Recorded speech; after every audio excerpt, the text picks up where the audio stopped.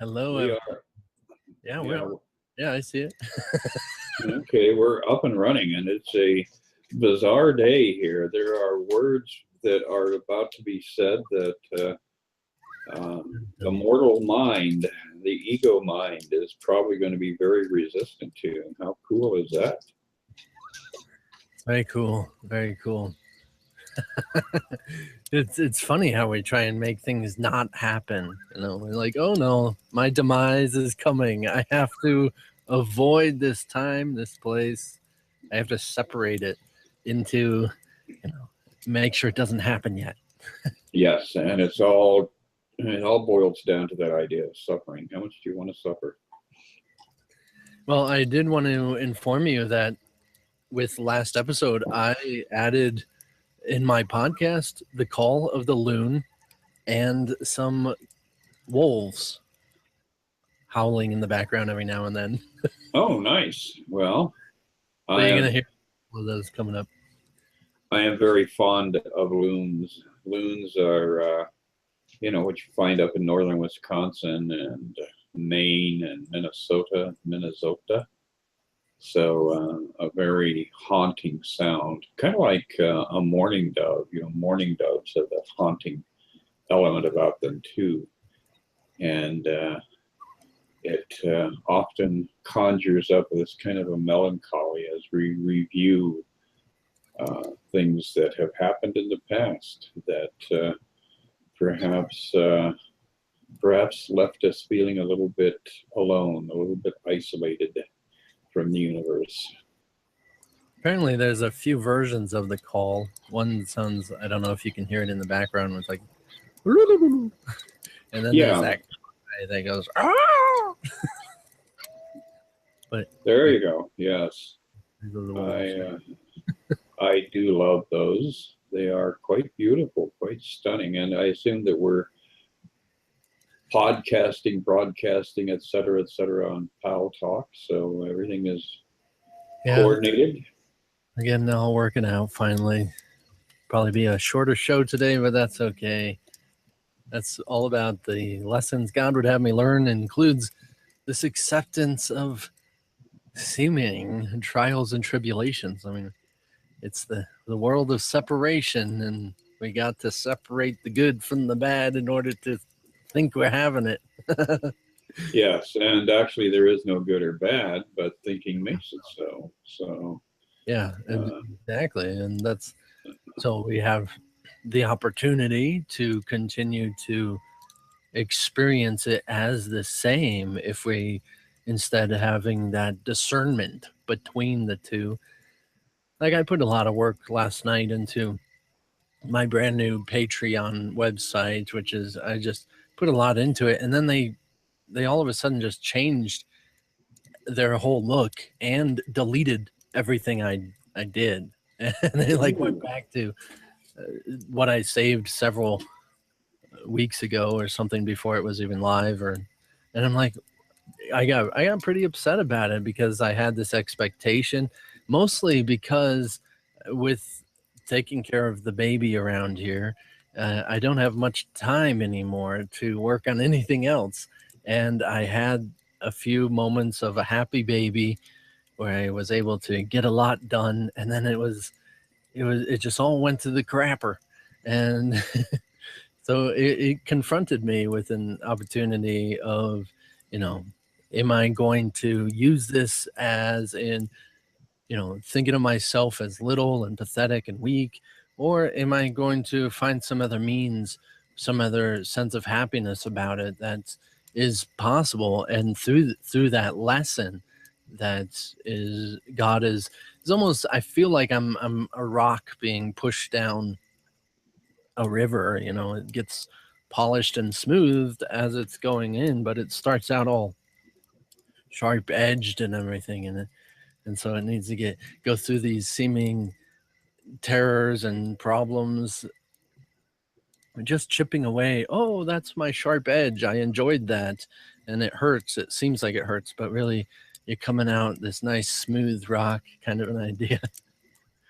That's exactly the way it works. We always have this assumption that we know best, Yeah. And I find 9 times out of 10 when I go through, those little episodes where everything's going backwards and upside down, and I feel like I'm going over Niagara Falls in a whiskey barrel.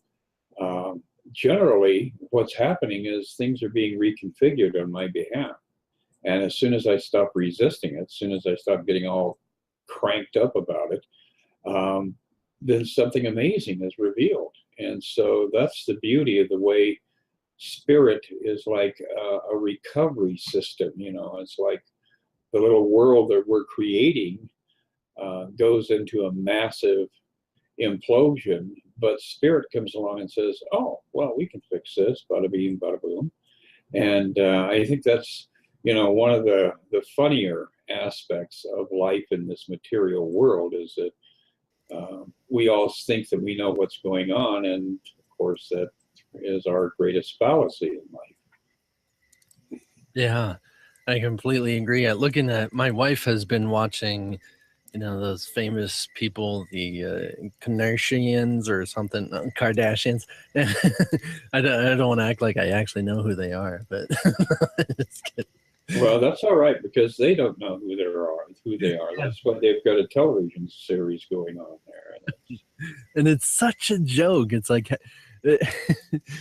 you can become nearly a billionaire, if not, and still be complaining about everything and generating drama between everyone. It's like, and, and having that compulsion to be very, very frustrated with your gender.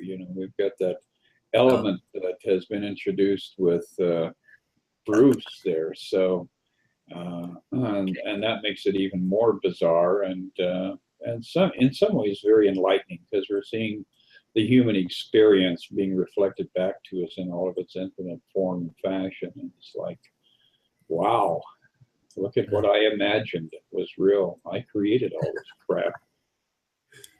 He has a new show now as well. I Am Kate, which is I'm probably gonna end up watching some of it, just like the Kardashians, and because my wife is enjoying it, and that's perfectly fine.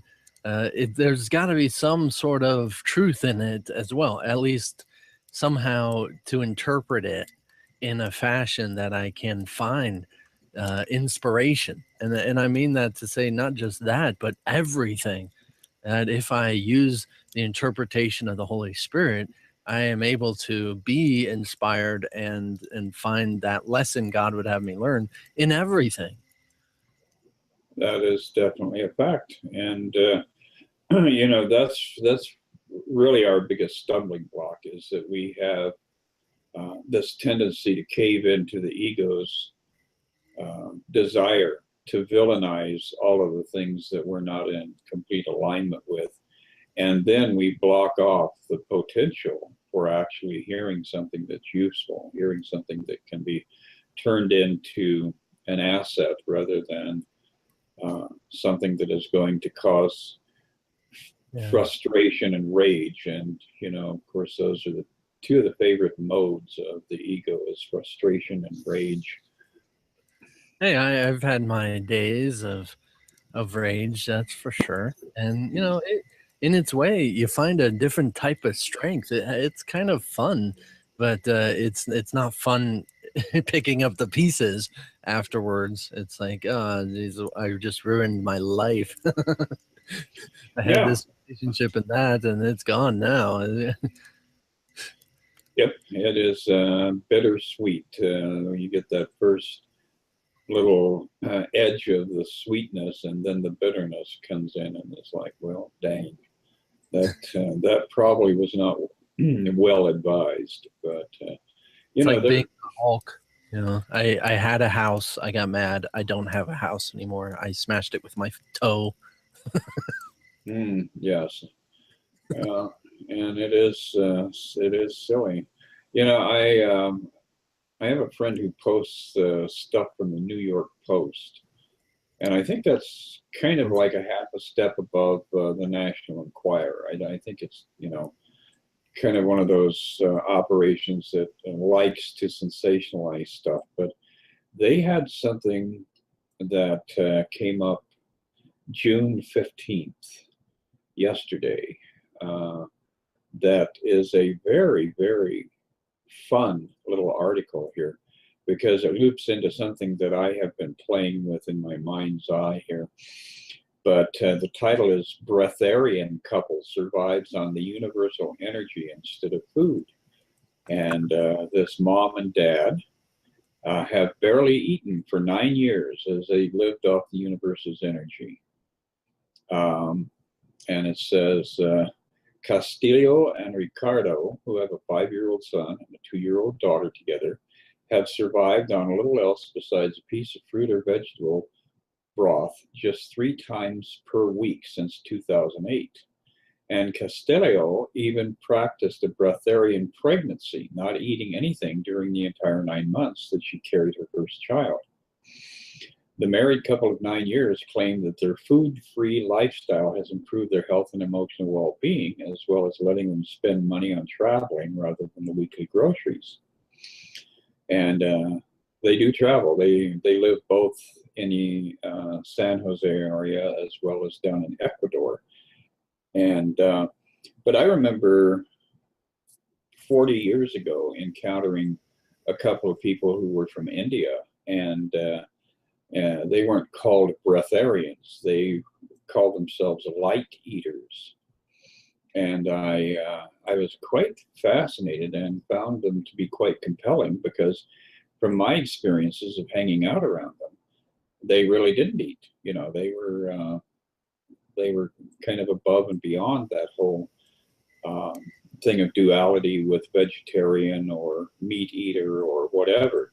And I've also believed that, you know, that might be a legitimate stage in our own personal evolution where we're stepping outside of that need to kill something to keep our body going, to allow absorb the energy that's perpetually surrounding us. So that's my little morning blip there that I think falls in that category of news from the Twilight Zone that inspires and intrigues me.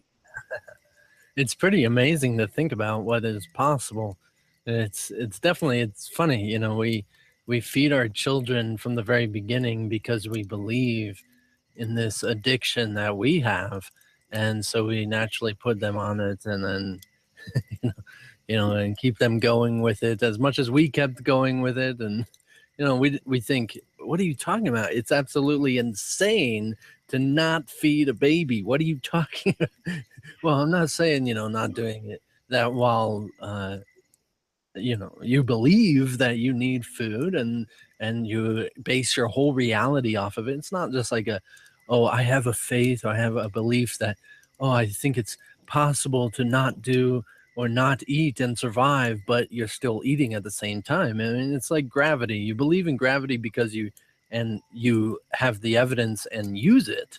It's the same thing with being an Eritarian or a lightitarian, energitarian, energitarian. Is that That's you would do it, and you'd naturally do it if you really believed it. And I think it's entirely possible that if you have absolutely no doubt that your spiritual nature is your reality, then it would naturally fall away just like anything else. You can't force it, though, because if you still see yourself as a body, still experience the solidity of form and everything, then it would definitely be a different experience. It would be hard to conform into energetic feeding and instead of well, what am I saying? Yeah, it would be hard to do both, two worlds at once. right. I think that people who do go down alternate paths like this have to be really very much in charge of certain regions of the mind. I think that the mind is such a huge topography. There is so many different layers to the mind, so many different regions in the mind. But I think, and I have observed people isolate certain areas of the mind and put a lot of emphasis on that during a specific lifetime. And they master these different elements, and they show up like sparks as we're going through the journey of life, because they cause us to stop and consider what if. And I think that's really what A Course in Miracles, the whole ethic, the whole idea behind the Course, is to force us to think about what if. What if I really am omnipotent? What if I really am eternal? What if I really am transcendent? So I love it when little blips like this come across my radar screen, because I don't discount it and laugh it off and put it in the dustbin of absurdities and silliness. I take these things quite seriously, because I feel like there is definitely a message in here for me. And so anyway, one of my favorite things is to cook and to share, food. And this is going the exact opposite direction. So we'll see. Maybe I might cook for others, but step back from tasting and sampling for myself. Yeah, it's a beautiful story as far as them saying they're breatharians and stuff, and it really inspires. I'm hoping that it does inspire a lot of people, and the fact that you can stretch your mind to thinking other things are possible, and thinking that there's more to life than what we think is, the norm, and what we insist is our reality.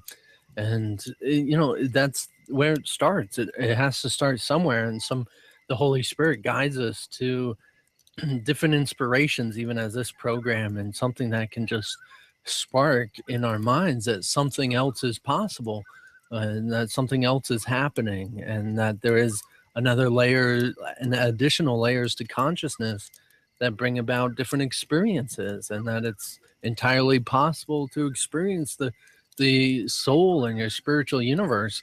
That once you realize that, some people do not see bodies in the same fashion, and yet you see them as a body, and you realize when that happens that it's completely your responsibility, or my responsibility, that I am choosing to see a physical world and bodies. And then if I really didn't want to, I can't put it on somebody else. I can't put it on them.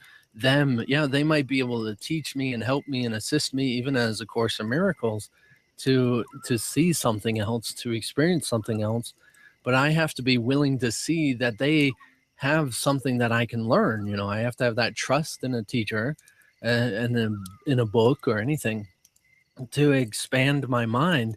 And at the same right, they have to trust that I am able to learn it.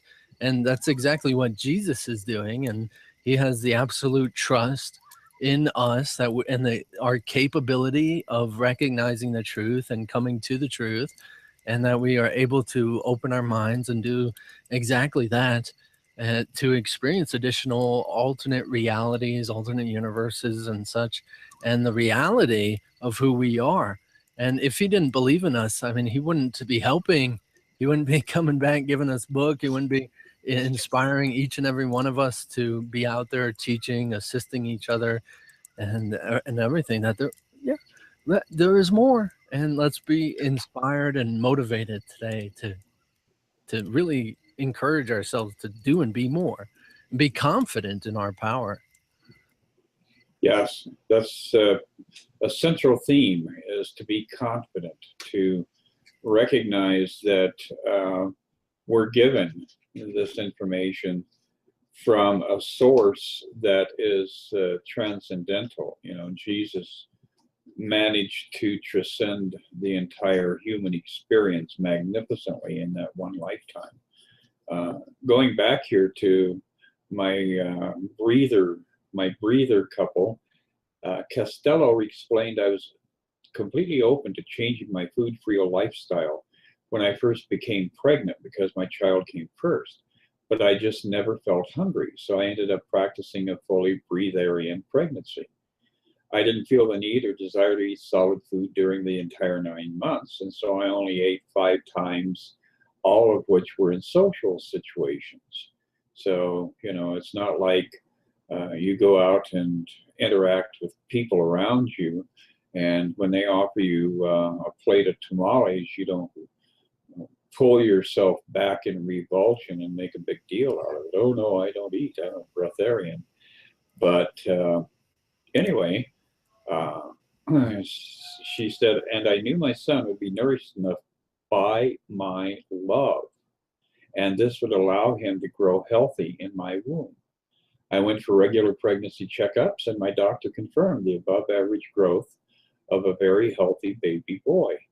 After I gave birth to my son, I wanted to be able to explore the joy of food in small quantities with my children as they grew. So how about that? That is something that'll kind of put a wrinkle in your forehead for the rest of the day if you go back and think about it. Hopefully it will haunt you enough so that you can consider the possibility of a lifestyle that is so free from that need to have, a Happy Meal twice a day at your local drive-through. Wouldn't that be a fascinating experience? It definitely takes a different mindset. You need to be trained to think completely differently in order to get in such a thing. I mean, I've been eating my entire life. Well, I've definitely gone days without eating and on purpose, but it's more of that decision to completely think in a different reality. Like, most people wouldn't be able to do it because they're thinking about eating every day. And so then if they just like, okay, I'm not going to eat food anymore, I can just live off the energy of the universe. Then even though that is completely true, when your mind's thinking about cheeseburgers and this and that, and whatever it might be thinking about it with food, habitually your body will react to that. It is a manifestation of what you believe. And so you'll naturally start feeling hungry, and your body will manifest in the form of what a hungry body manifests like. You will be starving, and it will even lead to death, because that's what you believe, that hunger leads to death if it is not changed or fed. And through some experiences with people, I have this special diet that I call the frequency diet, that goes through each and every day, is focused on a different frequency, not only with food, but it does. And the last day, so it gets down to a liquid diet, and then a very light diet, and then a fasting day with the ultraviolet frequency. And that experience, being so focused on specific frequencies, we don't realize how much we avoid in our lives because of specific types of food we like, and not just food, but lifestyles that we emphasize certain frequencies, and then to avoid those and give it power to the ones that we have been avoiding. I mean, it literally, the mind goes into this just exploding, imploding, as you were saying, of its experience of refusing to go there. And it thinks it's going to die. And that's like its only weapon that it really has. It's like, if you're doing this, you're going to die. And even though you're talking about eating vegetables or something, like, you're going to die, you need meat, and all this different ideas. and I usually like to take it to an extreme. You don't need anything. You don't need any food. People that trying to get me to be vegetarian and all this stuff, and like, I completely agree with it, at the same time as I completely agree with eating meat, as the same time of completely agreeing with not eating anything. And so I kind of just go with what I'm called to do, what I'm just naturally called to do, and what naturally falls away will naturally fall away. And I can be perfectly healthy in every scenario, and I'm not so much concerned about how it, or controlling what it's going to look like, because I believe certain things about lifestyles, and so I need to avoid those. And death is not real. Let's cut it at that. Yeah, that really is the bottom line.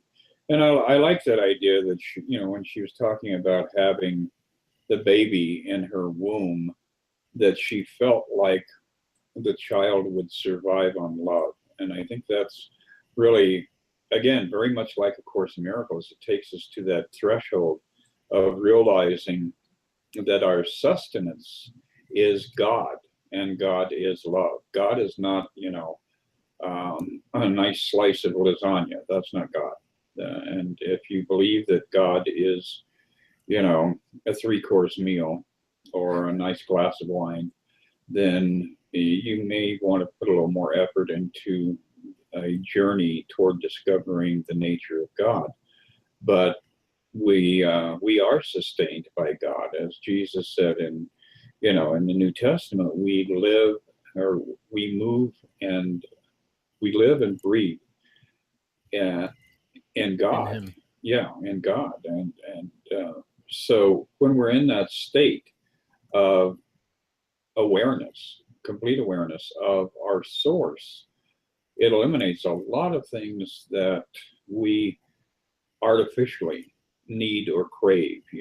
I know this last winter, well, actually, pretty much every winter for the last 10 years, I'm less and less concerned with bundling myself up. So, you'll see me out there running around in t-shirt and things like that in the snowstorm and the blizzard. And in Chicago especially, you see that in a lot of instances. I see kids on the subway, and they've got this real light sweater on, and it's like 14 degrees outside, and they're thriving. So we do have this boundary that we have established, and it's all invested in preserving the body, making the body happy, tattoo and make the body pretty, and we get ourselves pierced, and that has some kind of effect on the body. It's some kind of a stimulant. So all of these things that cause us to obsess about the body really are the things that are causing us to be unable to see the presence of God in every situation around us and in every individual. You look at somebody across the street and say, oh, gee, look at them. They're all screwed up and their diet's wrong and they need this and they need that. And you've just plunged yourself into that dark side of the ego's journey, because as soon as you make those solid statements about your brother across the street or your sister, over in the next town over, you're basically condemning yourself in the same way. So it really, really is important for us to recognize that body identification can become a real unconscious, constant source of limitation. We get so comfortable with it that we are completely oblivious to these thoughts that we're allowing to entertain us. And all they are thoughts of limitation and separation and ultimately self-destruction. So that's kind of a happy thought. Kind of. Looking at it from the backside, if we can get away from the things that we are addicted to, then perhaps life is a lot easier on the other side of that fence.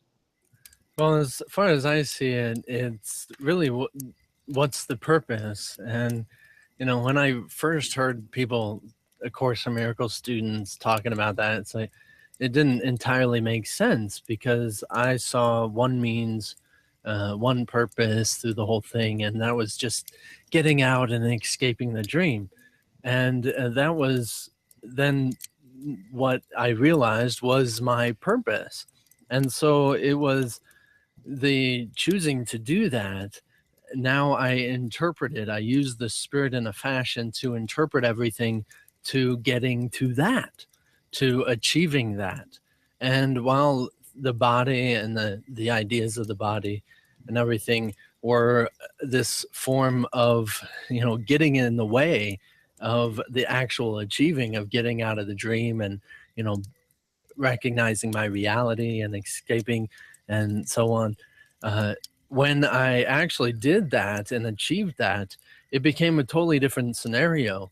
For when I came back and with the knowledge I received and everything, it became a whole different experience than now. It's not so much a trap anymore. It's not like it's being done to me, but that I have seen my future and seen exactly what I'm here to do. And now there's a totally different purpose to it. It's now just an achievement of an experience that we designed and created this whole layout to achieve and to fulfill in our experience. I mean, with the vastness of eternity we have to play with, it is simply just an experience of a new idea and this type of purification that's occurring with it. And so as far as even food and the body and if you are doing it out of death and you think of death is coming, then you eat to actually support the idea of death instead of eating to support a different idea of life.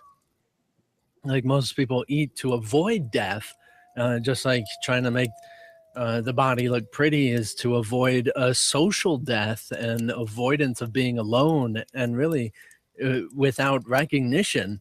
It's emphasizing that experience, and instead of coming to recognize the reality of where our decisions come from and what we're choosing to do in each and every moment, and accepting that responsibility, then you can do the same things with a wholly different purpose that spirit has, and or you can do totally different new things and become a breatharian. But it really depends on what is up to you. Like there was this whole rant and rave about paying for spiritual teachings that somebody had an issue with. And as much as I used to agree that I didn't want to accept money for my teachings or any spiritual healing and everything, which I realized that even though that was perfectly noble and acceptable, and I completely agree with it on one hand, to avoid it on another is the same, problematic idea. Like to insist you have to pay for something, even as a service, is as problematic and negating guidance and the purpose of life as much as insisting that you don't pay or don't accept. It's like it's about someone following their intuition, that if they feel called to pay, then pay. If they feel called not to pay, don't pay. And that it's about following that intuition and really learning trust and that connection with the Holy Spirit. Like, I don't want to tell anybody what their personal path with spirit is, that it's totally up to them. And I might just help to see that really I it's more like, just as much as I'm stating now, that I would say that spirit can guide you both down this road and that road. What is it up to you? It could be good or bad. What is it up to you? Because your mind is insisting that one is good and one is bad, and it's not true. That it's simply follow your guidance and you'll be led exactly to the place you have always wanted to be, home. Right, exactly. That's the whole point of all of this, is to arrive back at a place where we are at peace. Exactly. And, a lot of times we get caught up in this idea that somebody else is the victim, and we don't recognize that we're making ourselves, we're creating an opening, we're creating an opportunity to make ourselves the victim when we perceive those around us as being victims. So, you really have to stop and think about what your real agenda is when you are involved in a cause like, saving children in Sudan, or saving whales, or saving this or saving that. And you have to use it with moderation and with intelligence. And that intelligence is not from the thinking mind. That intelligence is coming from higher consciousness. I very rarely, if I have any kind of coinage or cash on me, I very rarely fail to give to somebody who's panhandling. I've always felt like, go get a cup of coffee, or get off the street for 20 minutes and have a cigarette, whatever it is that you need. But at the same time, you have to recognize, in the Course, it tells us that there are no interactions with humans. Nobody enters into our life, even for a millisecond, that is not guided by the Holy Spirit, by the presence of God.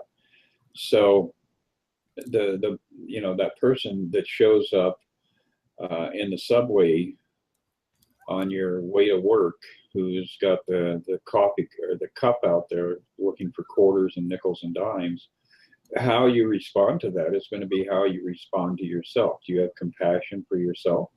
Then you'll have compassion for this person that you're being guided to have an encounter with. So all of these things, we take it upon ourselves to have all of these judgments about, oh, I do this, I do that, I met this person, I got rid of that person. The fact of the matter is, everybody who comes to that point of contact with you has been, over the course of billions of years, that experience was put into some kind of a timeline. There was something that orchestrated that experience, and so you have to step back and honor that. And as soon as you see everybody that enters your life, however briefly or for extended periods, you need to honor them, because the Holy Spirit put them in that path to have that encounter with you, for both of your evolution, for both of your ability to experience forgiveness of self as well as with others. And that's really what you're doing, as you're respecting them. And it does seem as if you're respecting them, but really you're respecting that Holy Spirit, which is the essence of your relationship with God.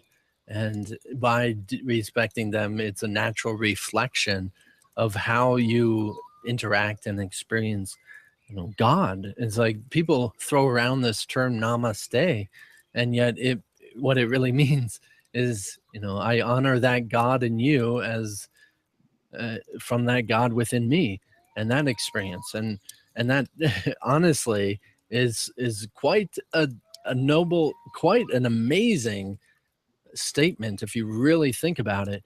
It's like, but do people actually recognize that you're literally talking to God when you're talking to someone, that you're literally hearing the voice of God through everyone that you're hearing, through everyone you're interacting with, that you're literally interacting with God? And that this idea of an ego is only within myself, and the interpretation of there being anything other than the truth that is really right here and right now, that there is something other than God and my relationship with God right here, right now. Now, if you can take the responsibility of this and the interaction of everyone and every experience of the entirety of the universe, the world, your neighborhood, and even your home and your little intimate relationships, all can be saved. By that meaning happy and at peace and enjoyable, when you choose to recognize that it is literally a relationship with God, and that they are holy and in your life as much as you. Yes, and the dog agrees. Yes, the dog in the basement that wants to eat the postman. But yes, that is profoundly on point Devin, that is really the core of our experience of life itself, is that the only place that you can be at to perceive the ego in another is from the lofty heights of your own ego. Yeah. And as soon as you step into that realm, then half the people you know, if not more, are going to be your enemy. And so we do have to draw ourselves back up to a higher place over and over and over again, and arrive at that point where we can begin to see the light breaking through the illusion that we have created around our brothers and sisters. I speak about the dimensions often, the 10 dimensions of reality, as it was some knowledge that I received through my death experience. And it continually reinforces that a dimension isn't like an alternate universe, even though those are within a dimension, 6th, 7th, and 8th dimensions, and further.